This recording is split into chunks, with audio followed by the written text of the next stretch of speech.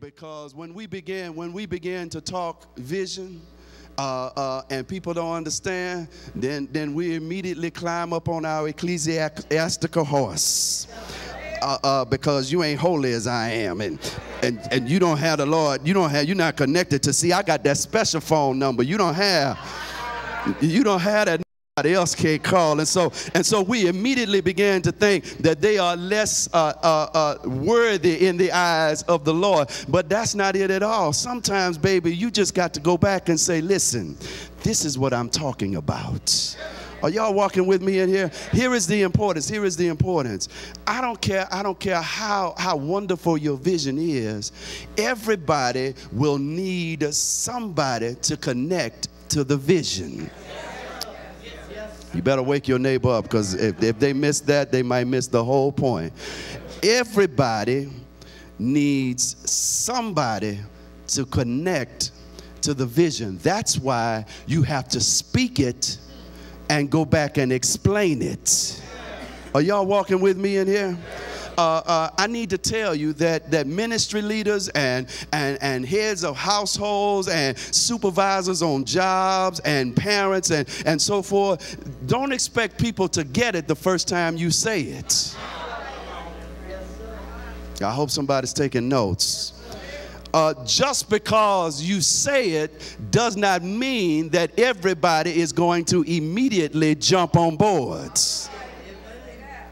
Sometimes you will have to go back and say it again so that it will begin to take root in their consciousness. We still together? Yeah, and here is the thing. When you pour it out, everybody needs somebody to come back and pour into them. Don't go to sleep. Please don't miss that. Because when you begin to pour the vision out, you're pouring out a part of yourself. Because if you've embraced it, if you believe it, you accept it, becomes a part of you. And so when you go in your house and start talking about, in 5 years, the Lord told me we need to be moving into a bigger house, don't you know that's a part of you? And you begin to spend your time, your energy, and your resources. It's sunk into you. And so now you're pouring out. And every time you talk about it, you are pouring out part of what God has given to you. And so if something is going out of you, something has to come back in you to keep you strong. And so while you pouring out, you need that good sister or brother, because you know everybody needs a good sister or brother, don't you? You need that good sister and brother coming back to pour into you. Don't worry about it. I know it looks dark right now. It's going to happen. I believe the Lord just like you believe the Lord. Whatever you need, call me. I'm right here with you. I'm standing strong with you, my brother or sister. We're going to see this thing come to pass. If God told it to you, I believe it. We're going to walk this thing together. I don't know what it is, but everybody needs somebody to connect with them on the vision. Are we still walking together? And so you got to say it out loud so that somebody else can hear it and grasp it. I know you wonder, where you get that from? Peter, who do they say I am? Yes, sir. You the Messiah. How did Peter know that? Jesus spoke the vision.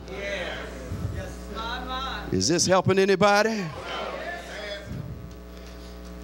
So the word is, Jesus spoke vision. We have to speak the vision. Because if we don't speak the vision, we will smother it. And I just believe that too much of what God has put in us is dying because nobody's nurturing it, and nobody's giving it the light of day, and nobody's giving it a chance to breathe. Here's what happens. If I don't speak it, I don't have to own it.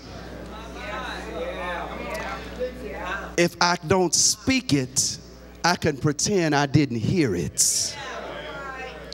If I don't speak it, I can suppress it and hope it goes away.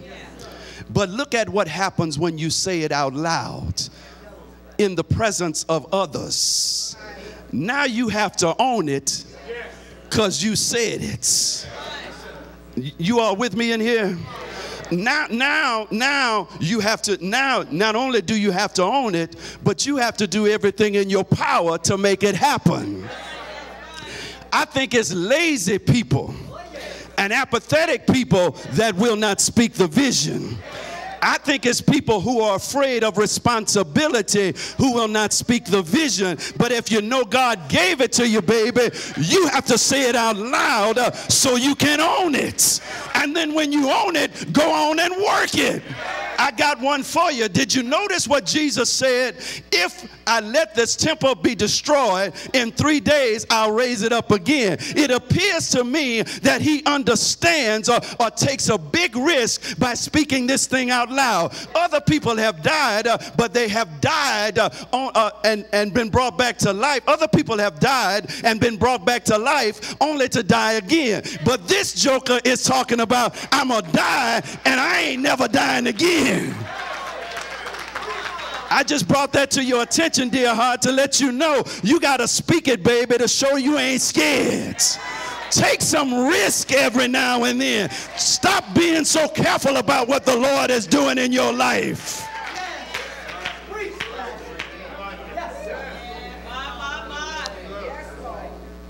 So, is this helping in the balcony? All right.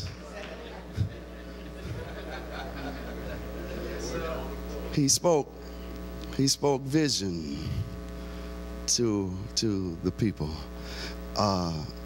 He spoke vision not only to take a risk and not only to own it, but he also spoke vision in order to change their lives.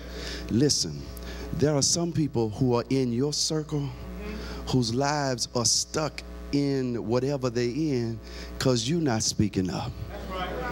Look at this thing. Look at this thing. I want you to know I'm not making it up. Jesus is talking about resurrection. Now, that's going to affect him personally.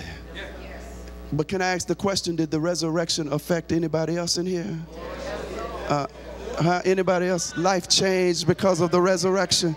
And so while he was speaking about what was going to happen to him, it actually changed the lives of people yet to come. And I'm trying to suggest to you today that when you begin to speak what the Lord has shown to you, dear heart, when you say it out loud, then people around you have to sit up and pay attention. People around you then have to check themselves and wonder, now where am I? What's going on with me? And I dare say those who have been laying back in the cut now consider, you know what, maybe I need to step up. Because Sister Helen got all of this going on. Has all of these plans in her life. And here I am. I've been here the last 10 years. I don't want you to think I'm just giving you sugar today. Because he speaks the vision, but get this, he tells the whole story and not just the good part. And I came to tell somebody today, you've been talking about the good part. And you've been talking about all the money you're going to make, all the business that's going to happen, and so forth and so on, and what your children are going to do. You've been saying that out loud, but you got to tell the whole vision. The whole vision is, I'm going to let this temple be destroyed. The whole vision is, I'm going to get to the resurrection, but first I got to sacrifice. You got to speak the whole vision, baby, and say, I'm going to get there, but it's going to cost me some things. Stop lying to yourself as if God is going to wave a magic wand and one day everything is going to be different. I told them on Thursday night, God may have $1 million in store for you, but it also may mean you got to work to get it. Tell the whole story. I have great things on the inside of me, but in order for those things to come out of me, I got to lose some friends.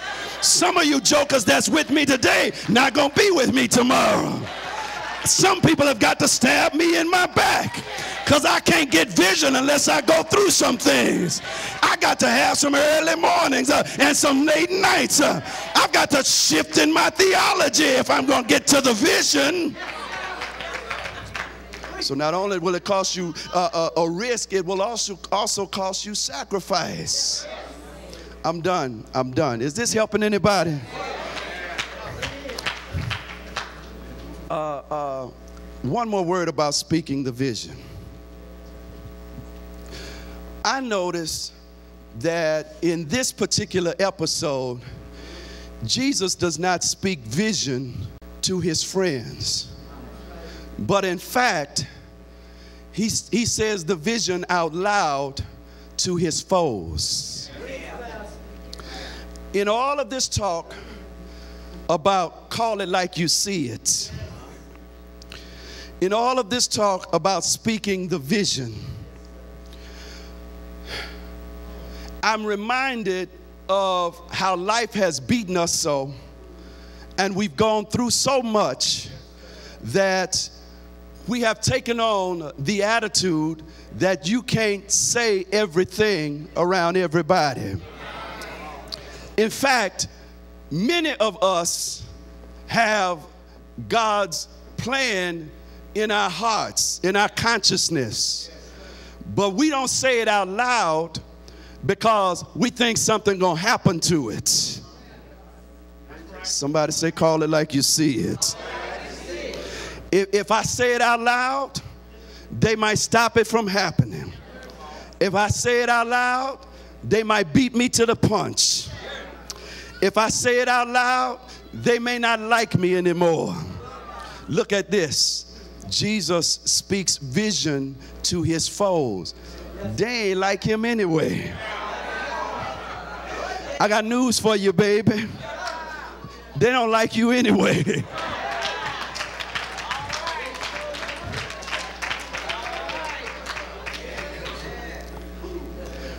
But when you really consider this issue of speaking the vision in the presence of your enemies, your haters, your foes, your opposition, it says one thing.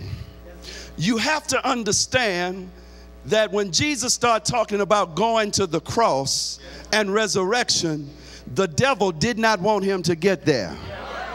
And I know we talk about how the devil danced around the cross and the demon and all the stories we told. The devil did not want Jesus to get to the cross because he knew that death would not hold him. And so we find the Lord speaking vision in the presence of his enemies without fear that they could stop what the Lord was going to do.